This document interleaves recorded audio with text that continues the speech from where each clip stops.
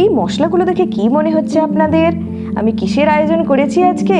আজকে বিরিয়ানি করতে চলেছি। প্রায় 15 জনের বিরিয়ানি হবে আজকে। আগের দিন আমার জন্মদিন ছিল, সেটা আপনারা সবাই জানেন। আর আগের দিন তো নিরামিষ ছিল, তাই জন্য এসব কিছুর আয়োজন করাই হয়নি। তাই আমার হাজবেন্ড বললেন আজকে বিরিয়ানি করা যাক। তো আমার রান্না করতে তো ভীষণ ভালোই লাগে, তো আমি বিরিয়ানি করতে শুরু করে দিয়েছি। এখানে বেরেস্তা করে রেখেছি, আগে তো মশলা সমস্ত কিছু করাই আছে। আর এই হাঁড়িতে আমি আলু এখন বয়েলগুলো করে নেব। আমি ফুড কালারটা খুব কম ইউজ করি, তো তাই রংটা একটু কম হয়। এটা আমার শ্রীহানের সাথে প্রথম জন্মদিন, তাই আমার কাছে ভীষণ স্পেশাল ছিল। তবে আজকে রান্না করেছি পুরো সময়টাতেই আমাকে শ্রীহান অনেকটা সময় দিয়েছে। আমাকে একদমই বিরক্ত করেনি শ্রীহান।